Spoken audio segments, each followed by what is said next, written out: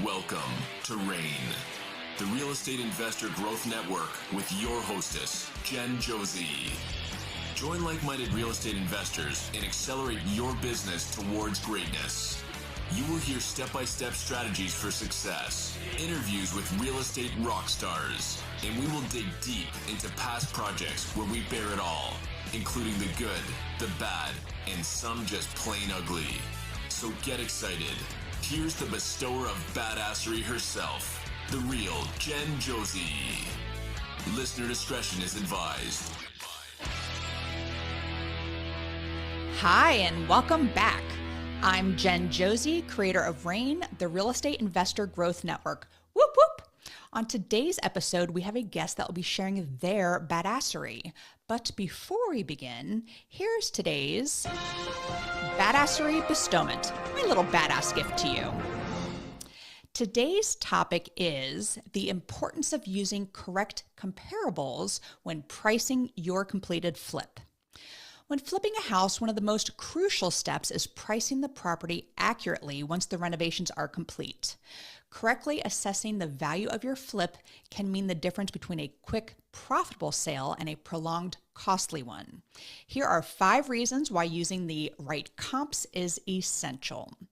Number 1, accurate market valuation. Using accurate comps ensures that your property's price aligns with current market trends. Comps are similar properties in the same area that have recently sold. These provide a realistic benchmark, preventing overpricing or underpricing, which can either drive buyers away or leave money on the table. Number 2, attracting the right buyers.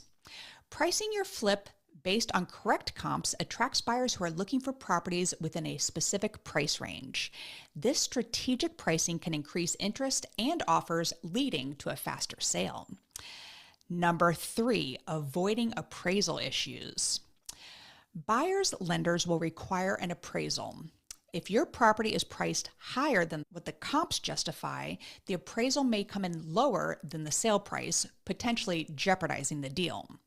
Correct comps help you set a price that appraisers can support. Number 4, minimizing market time. Homes priced using accurate comps tend to sell faster. Properties that sit on the market too long often see reduced interest and may ultimately require price reductions, cutting into your profits. Number 5, setting realistic expectations. By understanding the pricing landscape through comps, you can set realistic expectations for the selling price and time frame. This helps in planning your next investment without financial surprises. So, using the correct comparables when pricing your flip is vital for ensuring a successful sale.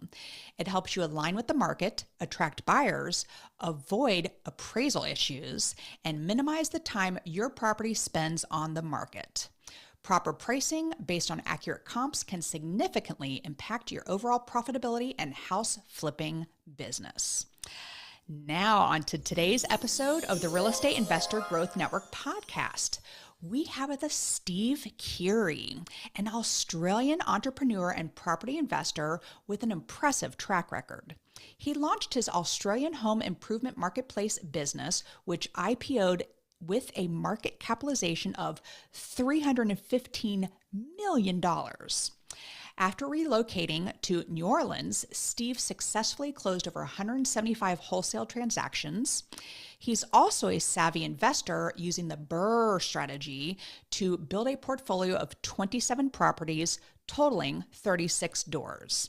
Steve's unique journey and insights into real estate are sure to inspire and educate. So welcome to the show, Steve Keighery. How are you, sir? I'm really good. Thank you for having me. I appreciate it. I guess I can officially be a badass now. You are a Let's go. badass. Yes. I love it. And you have a really interesting story. I've never interviewed anyone from Australia. So how is real estate in Australia different from here in the United States? It's pretty different. It's much better here in the United States for a few reasons. I mean, firstly, property's really expensive in Australia. So I'm from Sydney, Australia. It's actually the second least affordable city in the world Wow. which is incomes to value. Not the most expensive dollar-wise, but income to value. It's just really expensive. Part of the reason is that we have this tax quirk where they call it negative gearing, but basically if you lose money on a rental property, they'll let you offset that money against your W-2 income. So what that means is that like people that earn high incomes, we have high income taxes like 50%. So right? Their accountants like, you're paying too much tax, buy a rental property, claim the loss, and you get a refund, right? So they lose $1 and they get 50 cents back. I mean, the math ain't mathing to me, but I don't know. Australians don't math, I guess. But that's a big reason why people will invest in real estate. They'll lose money. They don't care that doesn't get money because they're saving taxes. And it does get a lot of capital appreciation. So, I mean, they're banking on that appreciation as opposed to cash flow, but it makes it a really like not a great investment from my perspective. So the other thing that's very different, which I tell Americans this, I think you guys don't appreciate something that's so amazing, and that's a 30-year fixed mortgage. Ooh, you don't have 30-year fixed mortgage talk to me. is one of the greatest gifts that America has given its citizens. I don't know if you know this, but it doesn't exist anywhere else in the world. Nowhere else in the world does 30-year fixed mortgages. It's to be honest, it's crazy at a low price. It's crazy to do a 30-year fixed mortgage. I know everyone was getting like 2, 3, 4% like back in the 2020s, and a financial institution to lend money long term for 30 years at 3%, when you know inflation is at least 2%, like it's a dumb idea. But America has Fannie and Freddie who buy the loans. It's almost, you can consider it subsidized. So we do not have that in Australia. They're all variable interest rates. You might get it fixed for like 3 years, but then when the Fed, I mean, it's the RBA for us, but when the Fed essentially increases interest rates, the next day you get a letter, your loan goes up like constantly. So that sucks. That sucks bad. Wow, I didn't And know that. yeah, and so I mean, I tell people like the 30-year fixed debt is actually such a really good wealth building tool. If you can deploy it strategically on an asset that's where the tenant is paying that note and paying that mortgage down, and that's fixed, and you can sit on that long term, makes a very good investment. Wow, that is so interesting, Steve. And I appreciate you explaining that. How did you get involved with real estate, though? Because it sounds a little tricky over there. It is. I mean, probably I got introduced to real estate probably how a lot of people have. I'm guessing Robert Kiyosaki, but I did not read his book. I was lucky enough that my friend convinced me to go to him speaking in the year 2000 in Sydney, Australia. He was speaking. He was reasonably new on the block, and he convinced me to go. And I listened to Robert, and he just blew my mind. Just changed my complete trajectory in life about the quadrant of like employee, self-employed, business, investment. So and that side, and then on building assets. So Robert talked about building businesses and being an investor, like buying assets. So that's what really got me into it. I did start with business first, and then I did start to invest in property. I did buy a few in Australia. It was difficult. I didn't buy where I lived because I said it was so expensive. So I rented where I lived, and I bought in other areas where I pretty much broke even. Like so for Wow. Australia, breaking even was good. And then they did get capital growth. I have sold them recently and I did really well over the long term, but I basically broke even for like 6, 7 years while I held on to them. My goodness, this is so different. I really appreciate you sharing that. And I want to get into this whole business thing of selling businesses and the capitalization of $315 million. So in the intro, I said you IPO'd. So what does that mean? Explain what IPO means to the listeners. So I mean, IPO stands for initial public offering. And essentially what that means is listing a business on the stock exchange, right? So obviously, you probably know you can all buy and sell businesses on the stock exchange, but like they need to get on the stock exchange, right? And obviously a small new business doesn't start on the stock exchange. Normally they're going to build it. And the IPO is a way that you get on the stock exchange. You need to sell in, like people need to buy it. The initial public offering is like that first offering where people buy in and then it lists and hopefully the share price goes up but then you can actually sell it. So as a one of the business owners, I mean, we have partners and those investors. So unfortunately that whole 315 million didn't go to me. Is certainly a much smaller portion than that, but it was still great. But what it meant was I had an ownership of the business, and when it listed on a stock exchange, I could now sell a share of that. as opposed to before you list, you pretty much have to sell your whole business, or you might be on an investor. But once it's listed, yeah, I can sell just a couple of shares, or I could sell 10%. So that's a real advantage, and it's a very liquid market. Another thing that Robert Kiyosaki did teach me, like, was that it is great to sell shares, not necessarily to buy them. So if you can sell them without buying them, so these shares, I sold them. They were worth a significant amount of money, and I was able to sell them. I still have a bunch, and I've sold a bunch, and I sold them, but I never bought them. I created them. Wow, I love this. So, what lessons did you learn from this process of when your company went public, and how could that benefit, say, our listeners or other entrepreneurs that are real estate investors? Well, I mean, I think it can benefit them. I think it's just encouragement. It's something you can do. You don't have to IPO your company. It's probably like a really good outcome, but you can also sell a company. There's like you sell it privately to another individual. You don't have to IPO a company, but I think what I would like to impart on listeners is that, like, start one. You have to start one to be able to have yourself in a position where you have a business that you can sell, be it on stock exchange or to an individual. So, and that is that just entrepreneurship. There's more risk in starting a business than having a job, because employees get paid first, bills get paid first. As a business owner, you get paid last. And if you do it right, hopefully that last payment is really big. But it's not always that. And I had many lean years of building that business and growing it. So, but I guess just what I'd like to impart is that, like, having a business is very profitable and is a way to build capital fast. It's a good option. Real estate's probably safer and slower. Like, real estate doesn't have that same upside. Like, it's hard to create an asset that then becomes a $15 million asset unless you're doing really big commercial projects. So it's harder to get that, but it's much easier. My business could have gone to zero really easily through just also not always your own fault, through competitive forces, disruption, etc. So, business is a great way to build a lot of wealth, but there is more risk, and so it's something to consider.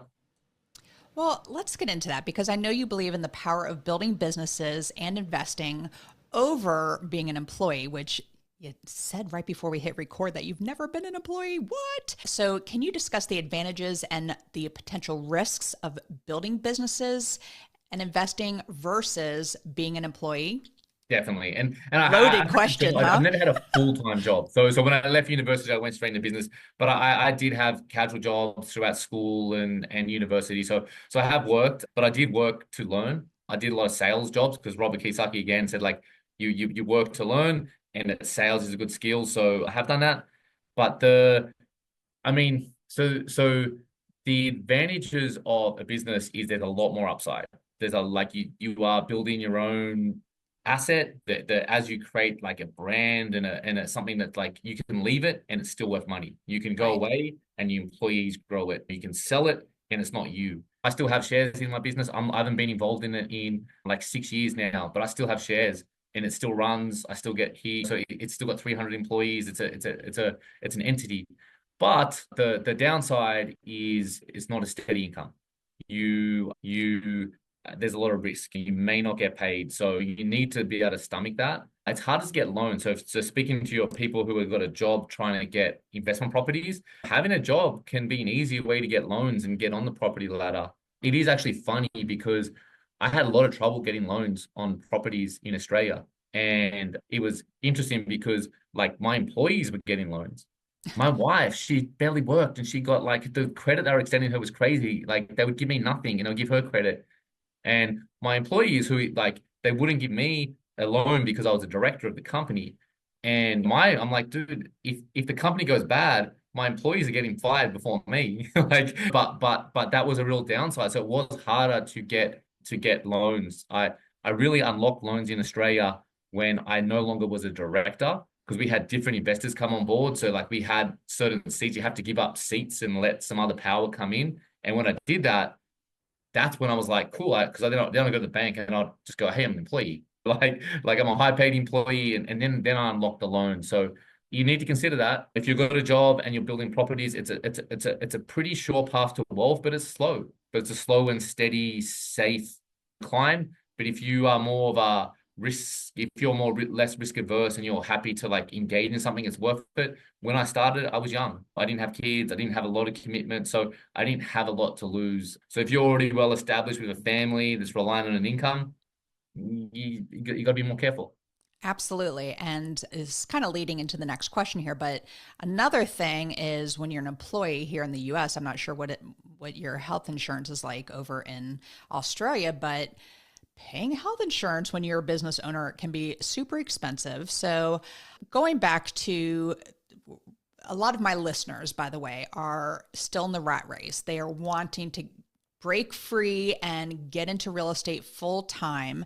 So what advice do you have? And I love that you brought up the loans because that was a hard lesson to learn when we started. And my husband ended up having to get a job so that we could get approved for some loans. So thank you for bringing that up. But what advice would you give to someone who is considering leaving their job to pursue real estate investing full time? I would probably say wait, which is funny, right? Like do what I say, not what I do. But I would caution, like unless you're really into it, I would caution to wait. And it depends what your strategy is. If you're trying to build rental properties, I think are like the best long-term wealth building assets. But I think there is a misconception. You don't buy a couple and live off the rent, right? Like it takes a bit of time Right. for those rentals to really start paying you. So if you quit with a couple rentals and go, my rentals are going to pay my bills, it's tough. It's tough to make that work, and you're in danger of burning out, not working, and then going, oh, this doesn't work. So having that income allows you to not need the rentals to pay you. So therefore, the money you're making, you can keep in that rental business. You can buy more rentals. You become safer, and you grow, and eventually you'll be able to get out of there. If you're more active, flipping, wholesale, I wholesale too. So like I do earn income wholesale. So if you're doing like flipping and wholesaling, you are generating faster returns. Like you can quit and do that. If you feel comfortable that you can do some flips and make income from that to replace your salary, then you can go for it and then build the rentals. But I would just say that rentals just take longer. You can't just buy a couple rentals and quit. Well said. And we are going to get more into rentals. But before, I want to know, how did you choose New Orleans or New Orleans or New Orleans? We were talking about the different ways to say it. So how did you and your family choose New Orleans coming from Australia? So, I mean, we didn't intend to move here. So we definitely chose New Orleans to come visit for a while. So It's the beignets. It's the It's the beignets. beignets. It's the Mardi Gras. It's very relaxed. It's a very fun place. So we do love America.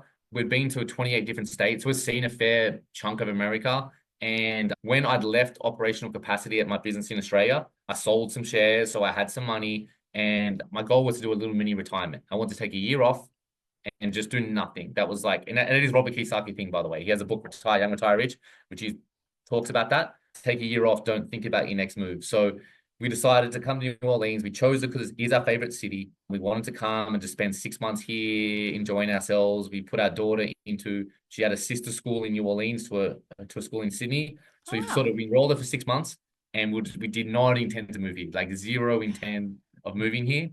But we fell in love with the city. About 2 months in, my wife's like, we're not going, right, Steve? Like, can we stay here? And then I'm like, I liked it too. And I wanted to let me look at the opportunities I have. I did want to do more property. So I had an inkling to do that. And when I looked at the market, I just realized how much better America was to Australia, like we discussed at the beginning. And I'm like, yeah, we can do this. I can set up a business here. So that's what we did. We're able to live in America because we have a business investment visa, which is we're employing Americans, we're stimulating the economy here. So that got us access. And yeah, so we chose New Orleans for a vacation, and it chose us to live here basically. Well, New Orleans has a very special place in my heart because I got my now boyfriend at the time, drunk on hand grenades, which is a very popular drink. It's a tall drink in a green neon cup thing or whatever, and then it has a little floating grenade in it. But we had a couple of those, and by the end of the night, I'm like, we should spend the rest of our lives together. Size 8. So that's literally, we were married 4 months after that. So New Orleans has a very special place in my heart, so I'm glad it chose you as well. So you mentioned at one point how wholesaling provided you with access to some of your best rental deals. So, Yep. and by the way, 175 wholesale deals is quite an accomplishment. So how did the wholesaling help feed your rental portfolio? I mean, immensely. So I should say my background is like sales. I'm good at sales and marketing. That was sort of my business. I ran sales and marketing. So I wanted to do property, and I sort of and I actually bought my first deal for wholesaler, and I'm like, what's a wholesaler? What do they do? And I went to learn. I'm like, man, that's sales and marketing. That's my skill. So when I learned what wholesaling was, I lent into them, and that's my in, because I didn't really know the market here very well. I'd done some property in Australia, but I didn't know this market. So I went deep into the market on wholesaling. I learned to market, find deals. I'm looking for distressed sellers, people with inherited properties, damaged properties, foreclosures. So I started to get all these people that had problems, and I was networking really well with like all the local buyers here and learning what they wanted. So I started wholesaling to them, and then they taught me what a good deal was. Like I learned how to comp, like you said, like your tip, right? Like I learned how to do accurate ARVs. You know, I didn't know it first, but I learned them. I learned the different strategies the buyers were using. So the buyers are the smart people in our market, like, and they taught me through me selling to them. And then when I got smart and I was generating all these leads, like I was able to acquire rental properties. I became confident that I knew the value. I knew I could handle it. And I'm not much of a renovator. Like I'm not like I love the asset of property. Like I love properties, but it's more the debt and all the stuff around it, not so much the like HGTV. I'm not a flipper. I'm not a good flipper. So I would keep the easy deals. Not the good deals, because like if I send a deal out to my buyers, it's always a good deal. I'm betting like it's a good deal, but you normally have to earn your keep, right? You gotta do a renovation to add that value. Whereas when I saw the ones that like didn't need much, like a clean out, paint, carpet, like, and it still was at a wholesale price, I'm like, that one I'm gonna BRRRR, Boom. and I would buy them as a BRRRR strategy. Love it. And what year was this when you moved to New Orleans, by the way? I'm just curious. So I came on vacation in 2018, sort of made it official in 2019. So I started wholesale in 2019. I think I only did one deal like right at the end of 2019. And then 2020, I started wholesaling. I probably did more like 20 transactions. And at the end of that year, I bought my first two.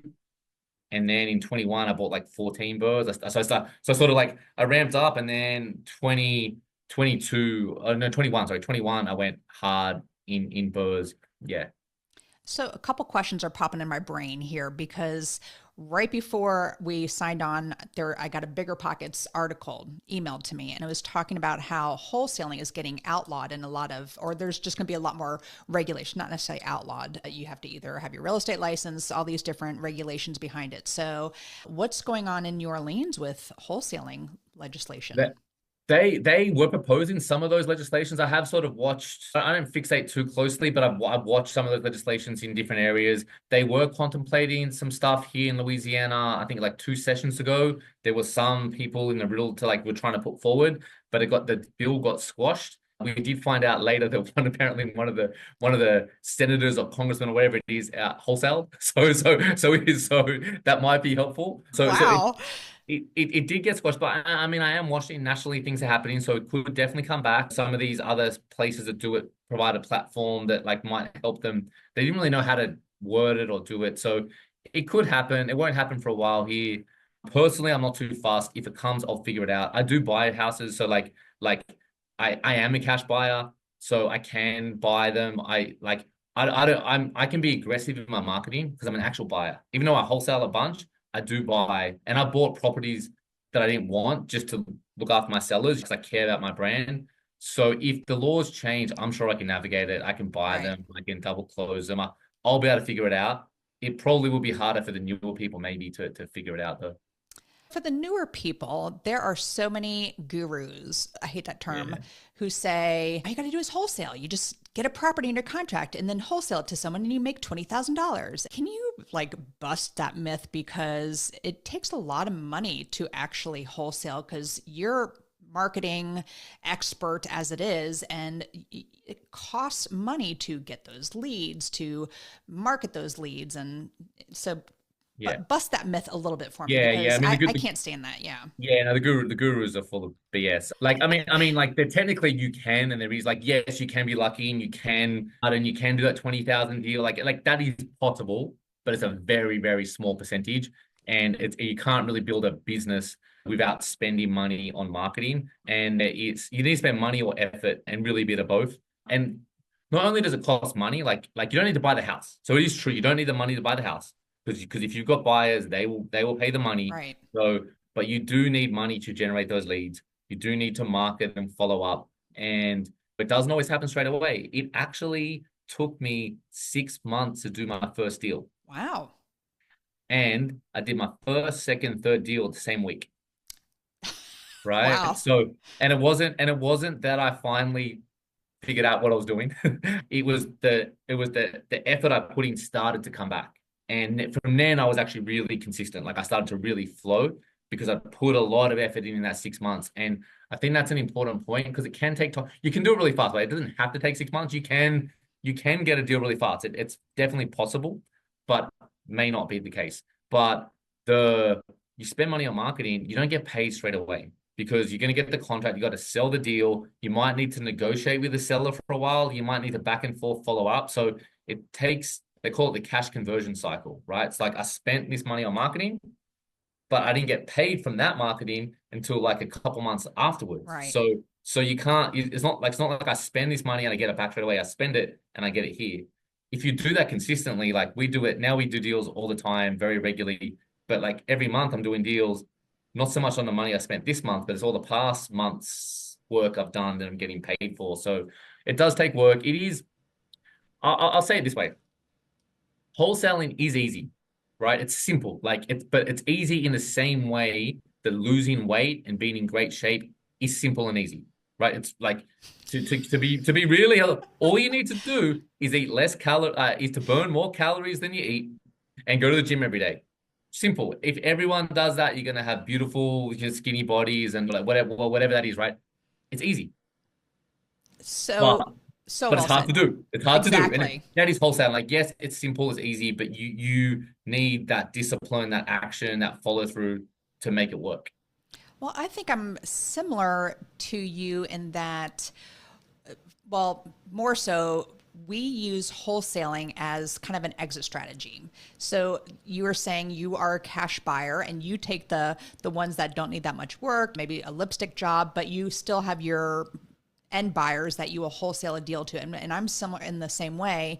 And I have students across the country, and I teach them, just use it as an exit strategy. If you get a deal that comes across your desk that has a lot of meat on the bone, that you can wholesale it to another investor and make a quick 20, 30,000, or you can hold on to it, flip it yourself, and then in 12 months, once you're finished with the rehab and everything, and make 90,000, I'm going to make that 20 or 30 quick thousand first. And like in and out, like you said, it's easy. But I think that's important, that you're getting these leads coming in and you're still looking at them like, oh, I can actually BRRRR this one. So go ahead. I just think I just want to double down on that point. It's really important, because I think everyone should wholesale, because even if you're a buyer and you just flip, if you're marketing to sellers, if you don't wholesale, like, it's hard to spend money on marketing, because you're getting these leads that like is worth money, but you're throwing them in the bin, and it's hard to get the perfect avatar deal for you. So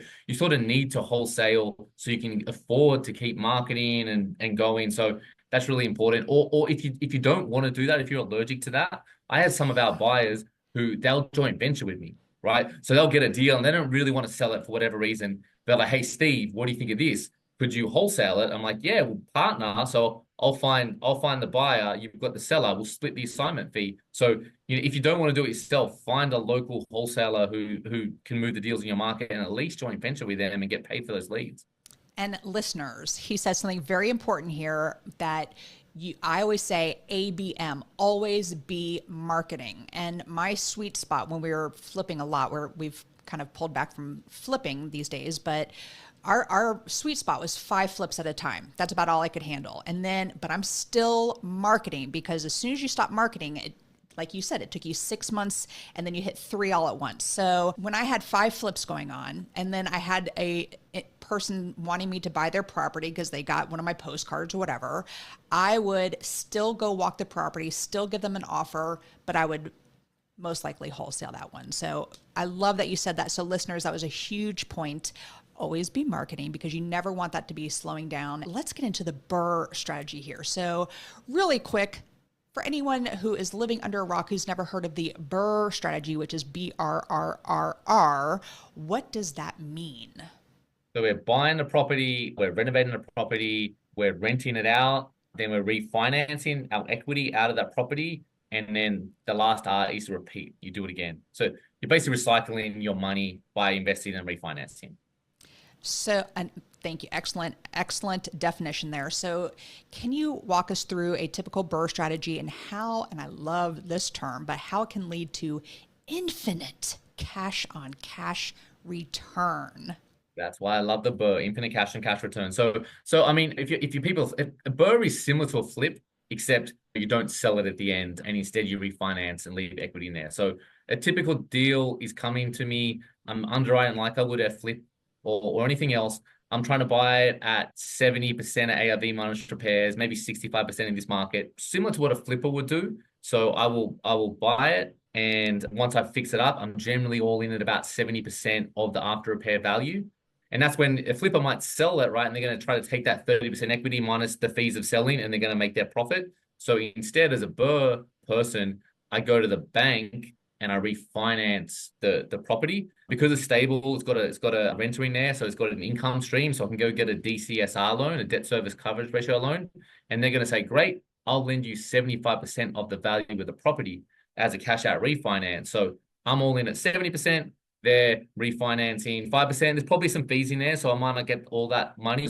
But an ideal BRRRR for me is I can just get all my money out. I don't need to pull money out, but if I can get all my money back, I paid cash, I bought the property, I fixed the property, but now when I refinance it, I get all that money back in my pocket, and now I'm getting a return on the rent.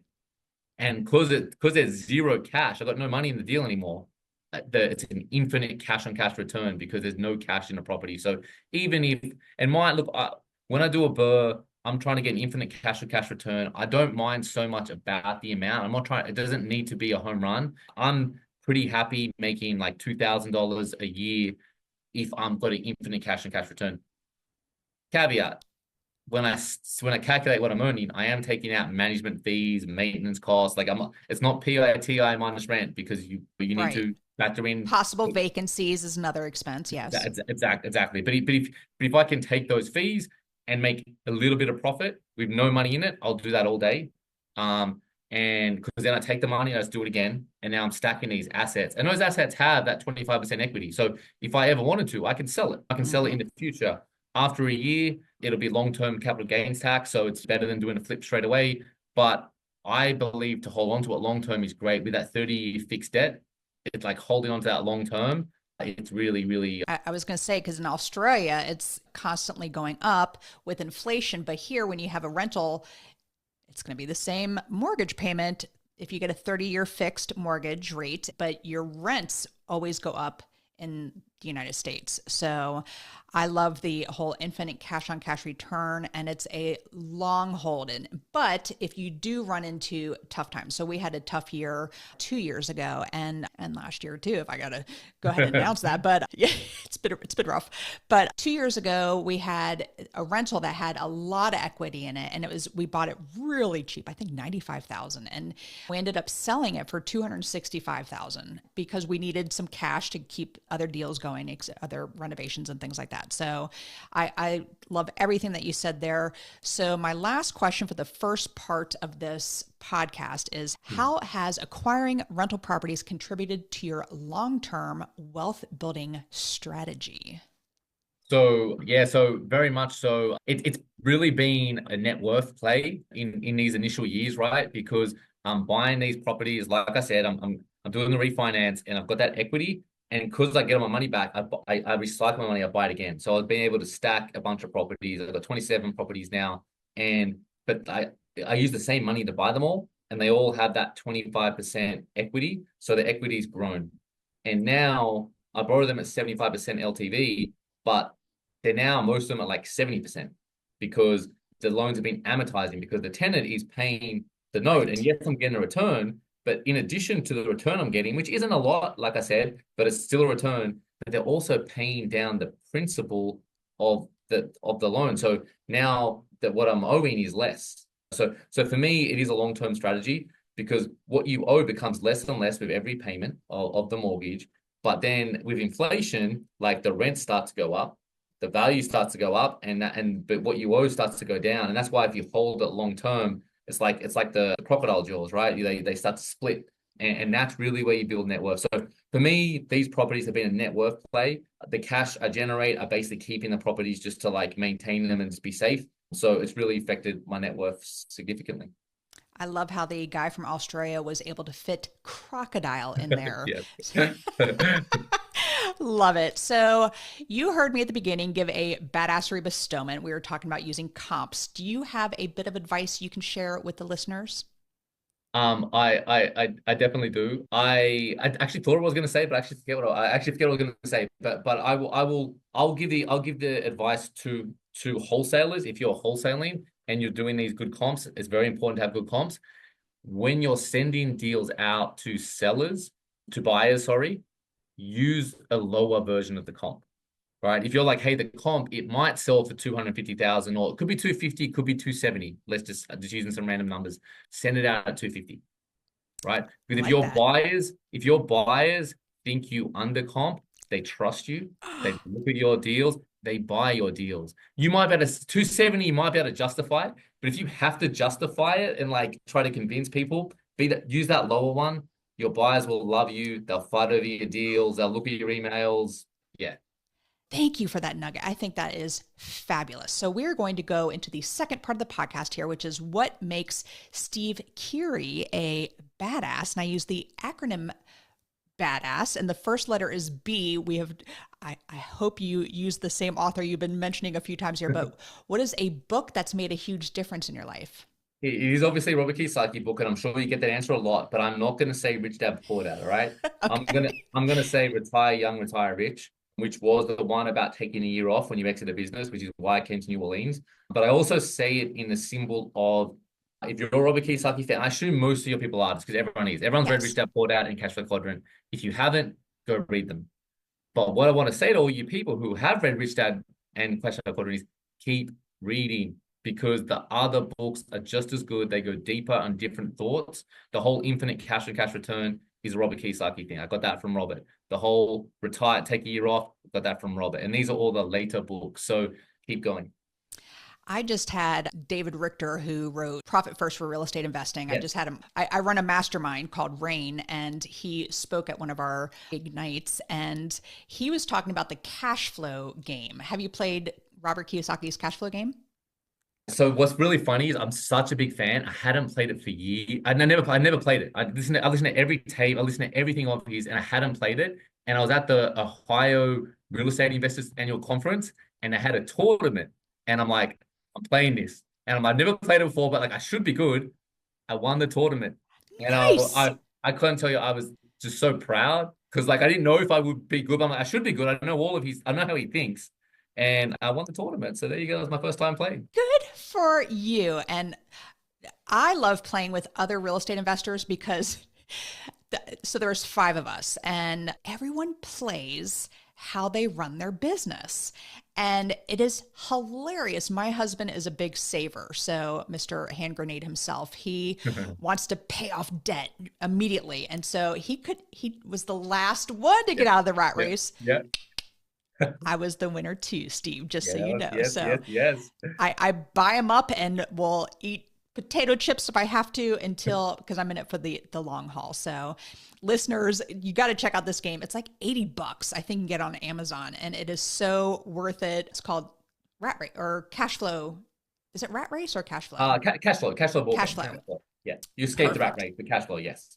Got it. And I do have to check out Retire Young, Retire Rich because I stopped after the cash flow quadrant one. So Yes. Most people thank do. Most you. people do. Most people do. Yes. So I will have to keep reading. All right. The first A in Badass is for advice. What's the best? You've given us great advice, but what's the best piece of advice you've ever received? The best piece of advice I received was under promise, over deliver. I love it. And just like how you do your wholesaling. And Yeah, it actually mirrors exactly, because that's how we do everything really. And I learned that in business, and just promise less, then give more, and delight your customers. They want to come back. They want to do business with you. It's a very, very good way to live.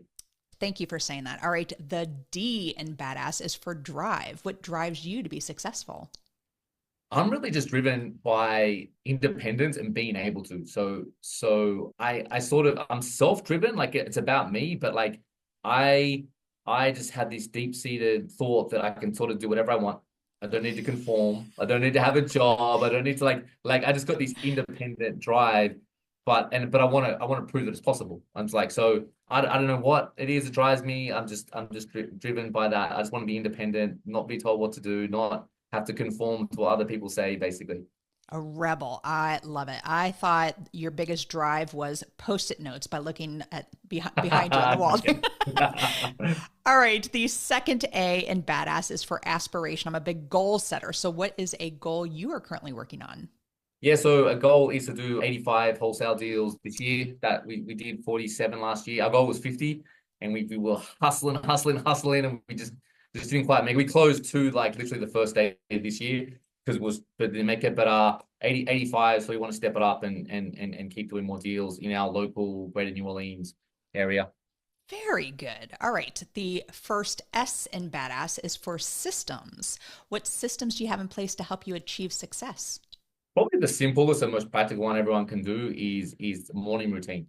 So Huge. yeah, like I've read the book Miracle Morning, and that helped a lot. And just every morning I do meditation. I'll visualize, and just having a routine that you do every day is a hack. I believe in systems. I have lots of different systems and processes, but like I think the simplest one, morning routine, read, meditate, just get yourself in the right state of mind and do it every day. I spent 4 hours, what's today? Thursday on what? Yesterday. I spent 4 hours with Hal Elrod, who wrote Miracle Morning. And yeah.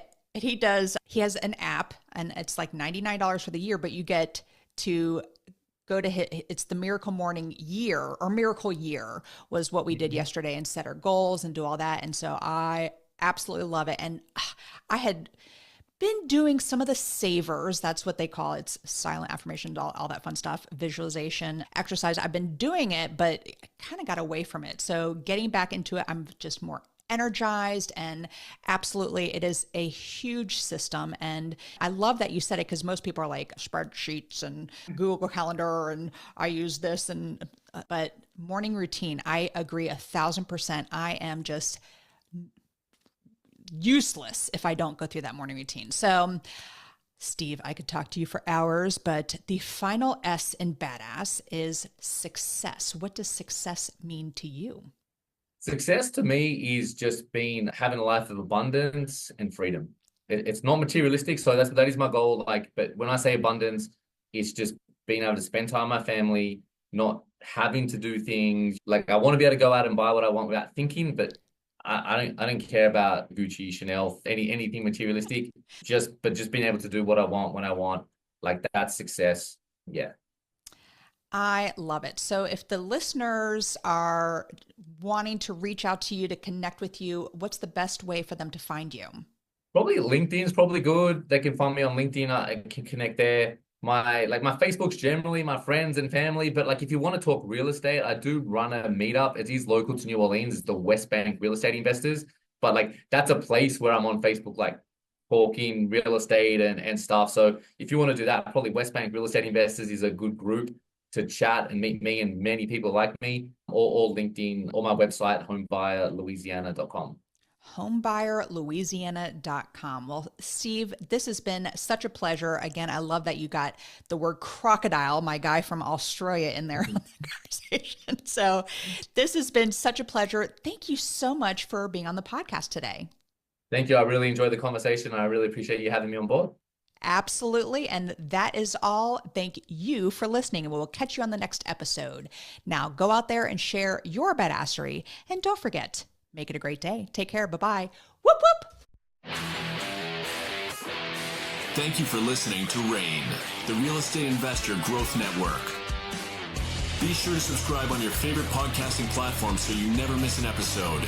If you need more badassery, you can follow Jen Josey by visiting therealjenjosey.com or become a member of RAIN by registering on rainmastermind.com.